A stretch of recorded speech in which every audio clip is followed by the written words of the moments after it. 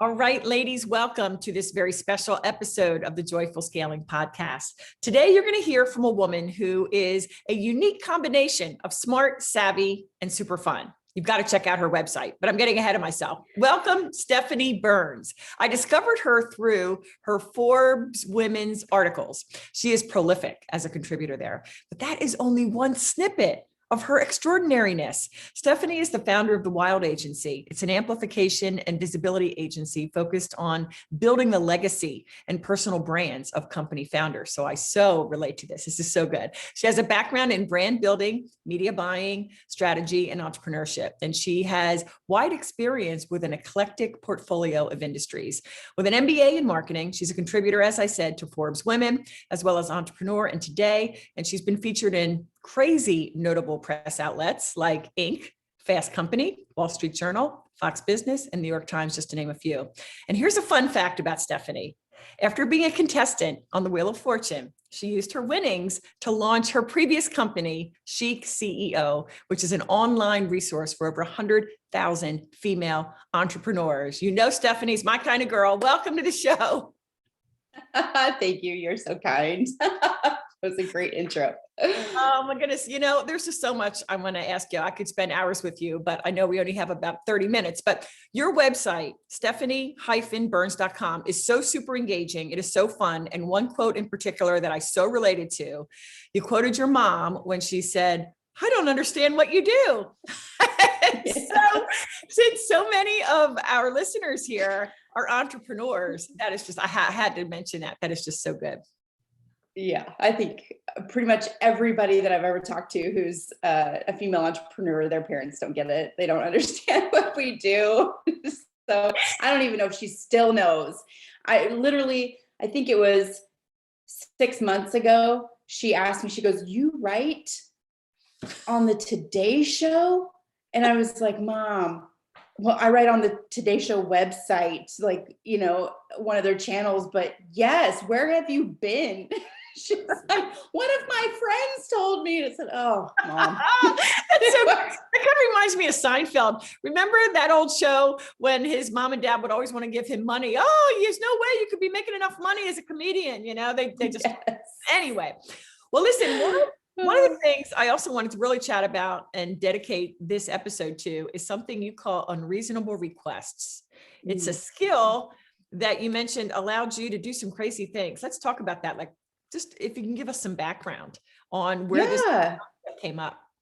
Sure. Unreasonable requests is my most favorite thing to talk about in the whole wide world.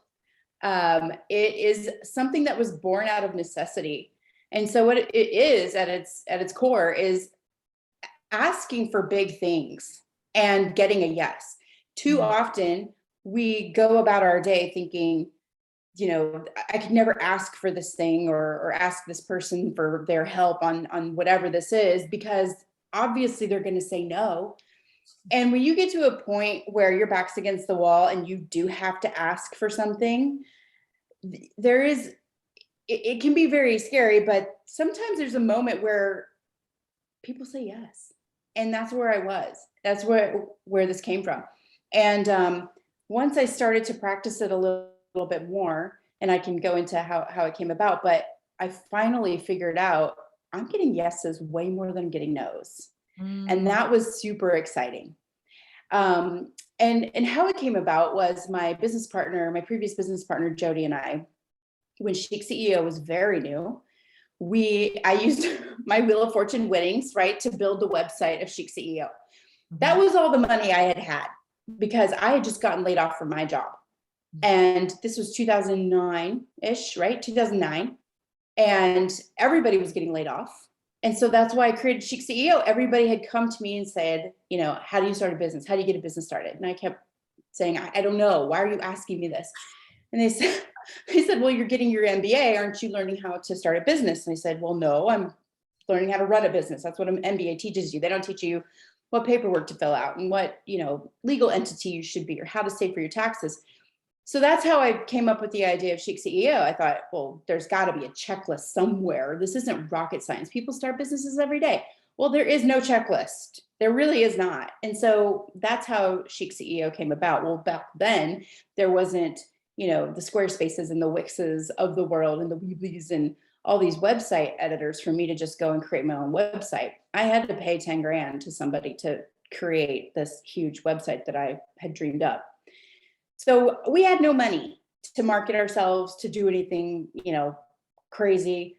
And so Jody and I started going to networking events, and we were networking our little hearts out. And we were going to probably 4 or 5 events a week, breakfast events, luncheons, cocktail hours, just simply trying to get the word out. And we had this massive vase in our office filled with business cards, thousands of them. And we were getting pretty burnt out, and we were getting really tired. And we finally realized, we should probably do something here where people are coming to us. And we decided that we were going to have our own networking events, and then women could come to us, and we could save our energy and our liver from all the wine, we were drinking at these events. Yeah. And so our very first event, we thought, okay, it has to be chic, right? This is Chic CEO. So Jody called up the W Hotel in downtown San Diego and said, we want to host an event at your venue on, this date or around this date. We want to bring about 100 women there. Can you host us? And the event manager was like, yeah, well, here's our food and beverage minimum, as you do. And Jody said, yeah, we can't pay that. We're not going to pay that. I love it. Money. But we will bring 100 women to your venue on a Wednesday night. And we're going to invite the press. And, it's going to be this big event. Can you give everybody a cocktail and some appetizers? And they were like, oh, yeah, sure. Wow, I'm going to try that. Does not compute. We were just shorting out. And we were like, what? And that night we had, I don't know how many people ended up coming, 80 or 100 or something like that. They paid $20 a piece, and we kept all of it. All of the women that showed up, all of the press, those people ended up buying a second drink or staying for dinner in their restaurant. It was a great exchange. It was a great value exchange for the both of us. And we ended up running these events all over San Diego for the next 3 years, every single month at different venues. And we marketed for them. We brought people there on a slow night. We ended up extending out these events into LA, into Portland, into New York. And so that was our first really big unreasonable request. And Jody admitted at the time, she thought her boyfriend, who is now her husband, he ran a networking events company. And so when she told him what she did, he was like, how in the world? Yeah. Crazy. She literally looked at him and said, but I thought that's how you did it. I thought that's how you did it. And he was like, no, that is not how I do it. I will now. Yeah, that is smart.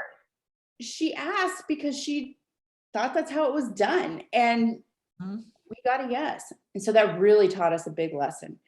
And so it turned into Jody and I would start asking for crazy big stuff as a way to get the things we needed in our business, but also as a way to make ourselves giggle. It was very entertaining. It's entertaining now, just telling you the story. Yeah. And so it really turned into a big part of our culture at Chic CEO. It was not about getting things for free, but it was about a really sound value exchange to move our goals forward and to move another person's goals forward. And so that's the whole concept of unreasonable requests, and just asking for something big, offering something big in return, and then getting very surprised when you get a yes. Yes. Well, I have to say, me reaching out to you felt like an unreasonable request. But I was emboldened to do that because, and now you might remember the email. I'm like, okay, I'm making an unreasonable request. I want you on my show. I know you don't know me, and we just met, and you were so gracious. That is just so awesome. Well, let's break down this unreasonable request skill so that we can all learn how to do this, because this is good. Got to have guts, and there's other stuff to go along with it. So what's the first thing? You mentioned inventory your value. Tell us about that. Yeah. So the first thing you have to do is just really inventory your value, your skill sets, what you have to offer. A lot of people come into thinking about unreasonable requests as these are the things that I need, right? These are the asks that I want to make for myself or my business or move my thing forward. That is so backwards. I know it's counterintuitive to think of it not as that way, but you have to start with your value and what you can offer first, because if you don't, you will not be able to spot opportunities as they pop up. And that is the magic of unreasonable requests. If you can't quickly say, I can offer this valuable thing to you in exchange for this valuable thing that you have, there's going to be so much that you miss. It's like having blinders on. So the first thing that I always say to do is inventory your value. Do you have a truck that sits in your driveway, 3 or 4 days out of the week? Can somebody borrow that truck for the weekend and make a little money off of it? Do you have office space in your building that isn't being used? Do you have a network of 100,000 female entrepreneurs like we had? Can you whip up a website in a night? Can you write copy? Can you write a little jingle for podcast episodes? What do you have that you can that is a value that you can offer up? Just inventorying all of those things is going to set you up for success more than taking an inventory of what you need. Yeah. Does that make sense? This. Yeah. Yes. I love this in so many ways, not the least of which is, in my experience working only with women, and I'm sure you found this too, we tend to underestimate the value of ourselves.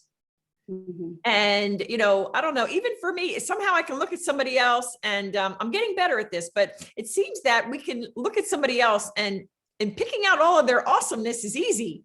But somehow looking at us, the first thing that pops up is all of our flaws, all the shortcomings. Have you found that to be true? Oh yeah, absolutely. And as a complete aside of this, you know how hard it is to write your own bio?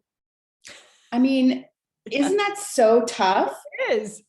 I remember sitting there with Jody. We had our desks smushed up together so that we just stared at each other's faces all day, which is so fun. And I remember at one point we were trying to write our bios for something, and I was like, I can't. I was like, how about I write yours and you write mine, and I write down all your awesome stuff and you write down all mine. And it worked out perfectly, because you're so right. It's so hard to see our awesomeness. And so, even have somebody else write it down for you so it. It's so hard. Yeah. Sometimes it's so hard. You could blow your own mind when you read what somebody else wrote. Oh wow! You blew my mind this morning. Just right when we started this morning, I was like, I've done that. Yeah. So it's me. Good. Yeah. Yeah. This is so good. And he's like, little old me, look at what I can do. Well, this whole idea of asking for big, audacious things and getting a yes is totally in alignment with my life mission in my work with my clients, which is pursue the impossible. Like whatever may seem impossible now, and you may look at somebody else who's made the 7 figures, or somebody else who's like you has gotten a gig on a major media outlet. You might say, oh, that's not possible for me.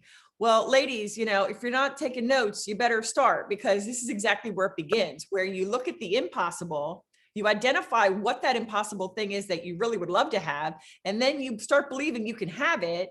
And, Stephanie's given you the step-by-step to get it, right? So. Right. And you will be so surprised at the frequency of the yeses that come your way and the doors that open if you actually go for it. You actually ask for it.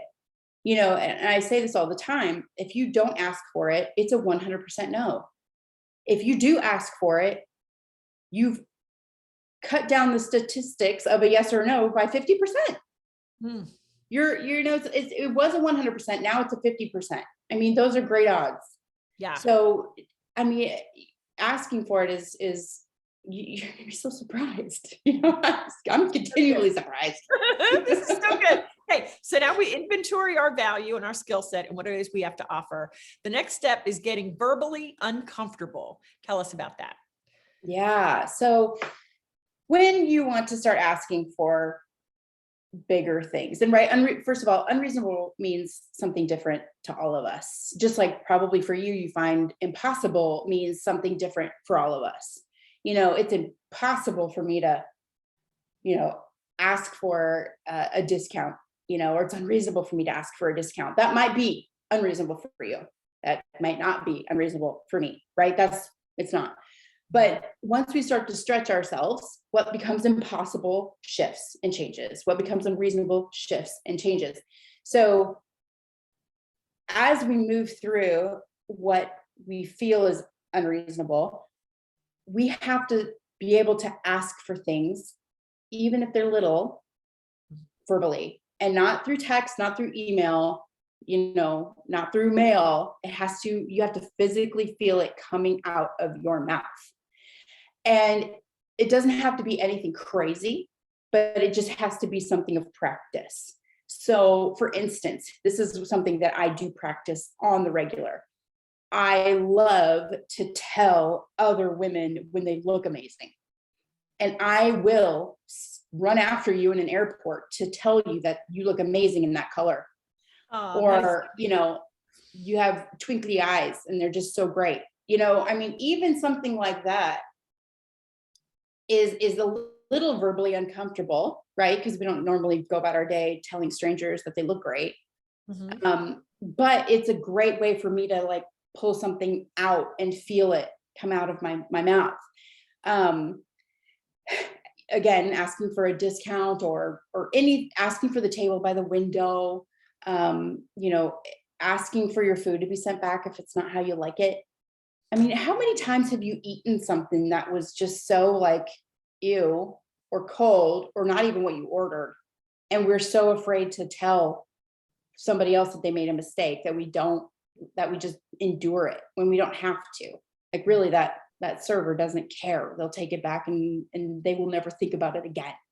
Right. So we have to take those moments of opportunities to really practice feeling things come out of our mouths. And that's what I mean by getting verbally uncomfortable. So even if you just pull a few of those little things out throughout your day or your week, mm-hmm. will really make a big difference. And when it does come time for you to be in a situation where it's not, I don't want to say high stakes, but could be a really cool opportunity for you, you've had the practice of saying something a little uncomfortable and it coming out of your mouth, and you can take advantage of that opportunity right then and there.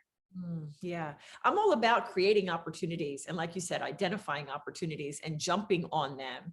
And it's kind of like Mel Robbins, where if you see the opportunity, if you get past counting to 5 backwards and you didn't do it, you're probably going to keep making excuses and you're not going to do it. So this is so good. So every little thing, every little time that we get uncomfortable in what we're saying, I think it's going to help us to be bolder and bolder. So this is so good. All right. The next thing we have to think about is that outcomes are just data. Tell us about that. Yeah. So I get asked a lot, the fear of rejection is what holds me back from asking for things that I want. The fear of, somebody saying no to me or simply getting offended if I ask is what really can, I break out in cold sweat and my hands start to shake and, I can't send the email or whatnot.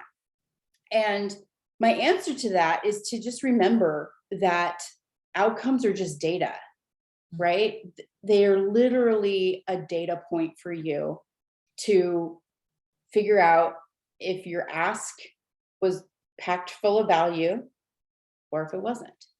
If I get a yes on my unreasonable request, I know that I came with an ask that was valuable for the other person. And if they said no, then it either means I didn't put enough value into my ask. So, okay, that's a great data point. I can add more value and re-ask if I feel comfortable.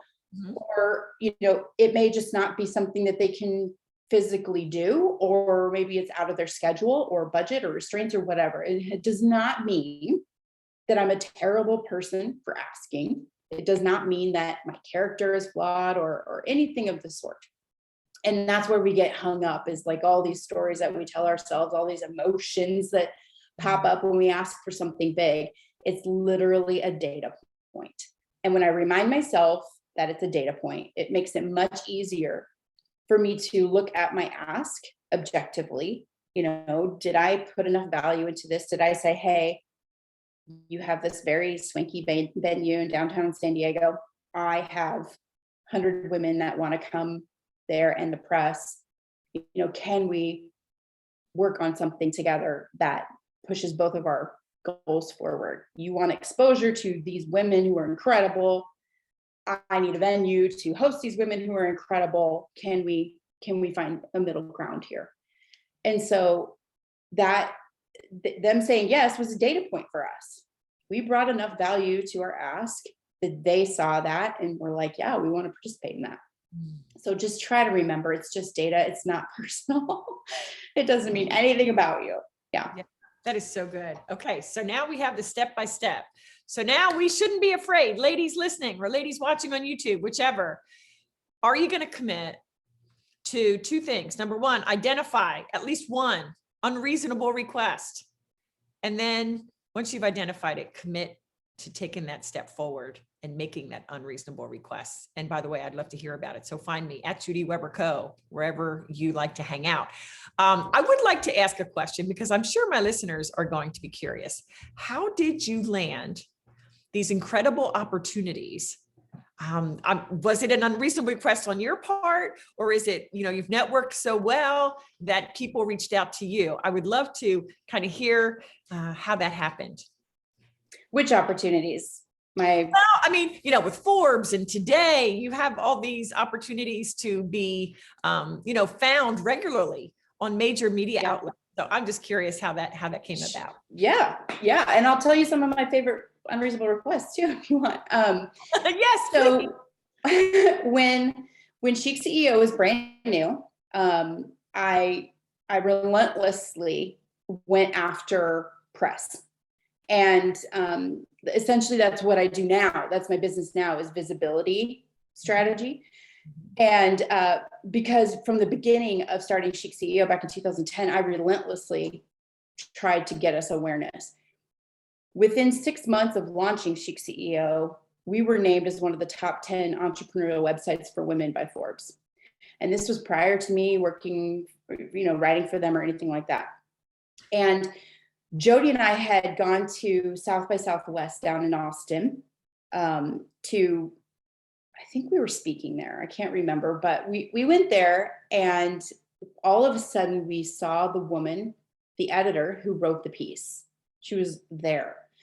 I ran to the coffee cart, grabbed a coffee, took it to her and handed her the coffee and said, thank you so much for what you did for our business and the awareness for us. I mean, I can't even tell you how much that means to us. Here's a coffee. I love you. Can I hug you? Like, And thank you so much, because that sounds like something I would do. We are so alike. I love it. I was just like, oh my gosh, you have no idea what you did for us. And so we just kind of kept in touch with her after that, and ended up, we had to go to New York for something. And we reached out to her again and said, we're going to be in New York. Can we grab lunch with you? Or can we bring you a coffee or something? So we ended up going to lunch with her, and they had just started their contributor network. And she said, would you both like to write for us? Okay. Again, shorting out. Yes, we would, and so that's a moment, I guess, where being verbally uncomfortable was working in my favor, when I saw her and ran and grabbed a cup of coffee and just went up to her and said, thank you. Some people might be like, oh gosh, I can't talk to, and get too nervous. But at that moment, I was not going to miss that opportunity. I had no idea what could come of that. No idea what could come of saying thank you, introducing myself, being visible to her. And it turned out that it led to me having my own, contributor column, which I adore and cherish. That was like 2013 or something like that, or 12 that we started writing for them. So that's how, that came about. And then, that lends itself to pitching yourself to other places, which is great. But I will have to tell you one of my favorite unreasonable requests was my honeymoon to Bali. Mm. My husband now, who was my fiance at the time, I guess, we were talking about, we eloped and we didn't want like a wedding or anything. We just wanted to have a cool honeymoon. And he had asked me, I don't know, while we were dating, before we were engaged, if you could go back and do something different, would you do something different? What would you do? And I said, I would love to go one of those computer coding boot camps and learn how to code. And so he found one. He was like, look at this. This happened. This is in Bali. And I was like, that is so cool. So ended up calling the guy who runs the boot camp. And he was telling me all about it. And it started like a week after we were planning on getting married. And I was asking him all these questions. And so finally, when we got to talking, I thought to myself, you gotta figure something else out here. Like, you got to figure out how you're going to get your tush over there, because this is cool. And so I asked him, I said, do you have any women in the program? He's like, oh no. He's like, I can't get any women in the program. It is so frustrating. I want more women. And I was like, oh my gosh, I got like 100,000 of them that I email every week, like, and so I kind of seeded that. And, we just kept talking about this women aspect. And finally he came to me, and I knew he would. This sounds terrible, but he asked me, but I had set it up that way. And he was like, what if we did this? And I was like, that is a brilliant idea. And I told my husband, I'm like, watch what I'm doing right now. This is going to happen.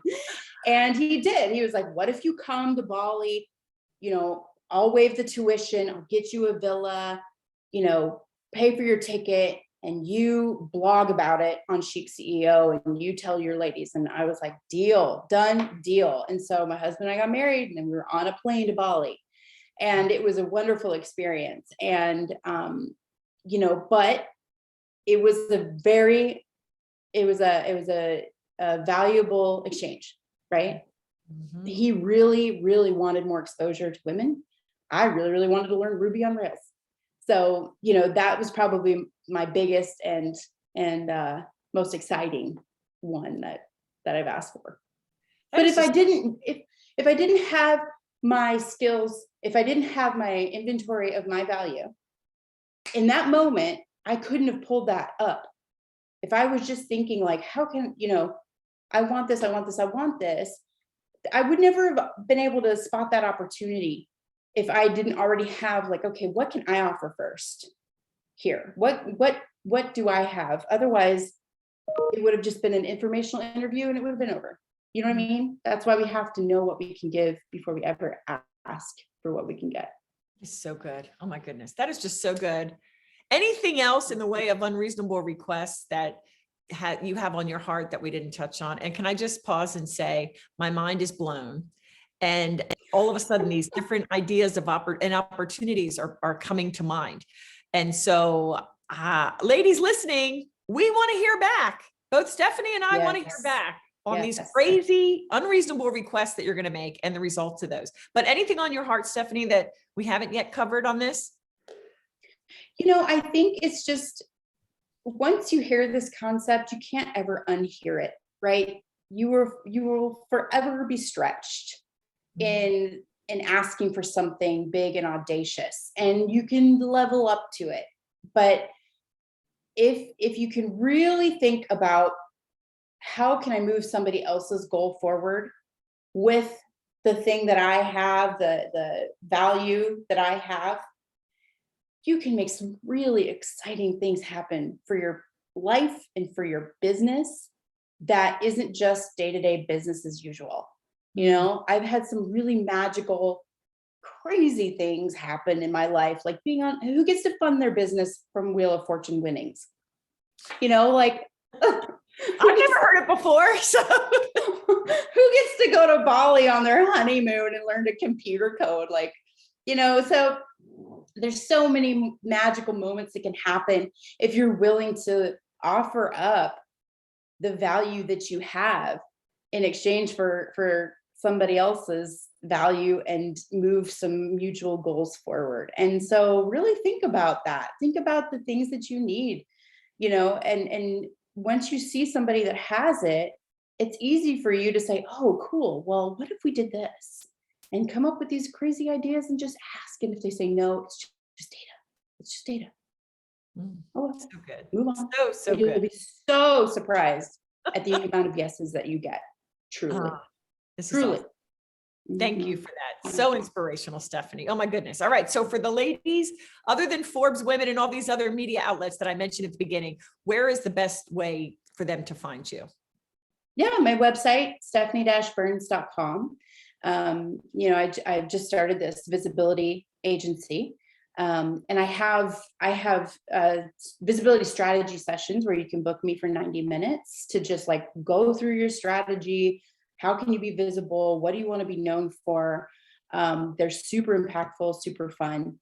And we really get down to, you know, kind of the legacy that you want to leave and how to get out there. And some of those ways are through unreasonable requests. Most of them are really. So, you know, that's how you can find me. Head to my website. There it is. It's Excellent. fun. It's fun. It is a fun website to consume. You are amazing. So, all right. Well, Stephanie, thank you for your time. And it's just been a pleasure having you here. Thanks so much for having me. That was fun. Awesome. All right, ladies, if you are listening on Apple, would you please take a moment right now? And if you haven't already done so, leave a rating and a review. And always, I want to hear your feedback. You can always go to judyweber.co/podcast and record a voice note, your feedback, a question, anything. I would love to hear from you and then listen for yourself on an upcoming episode. Once again, thanks for listening, and we will see you next time.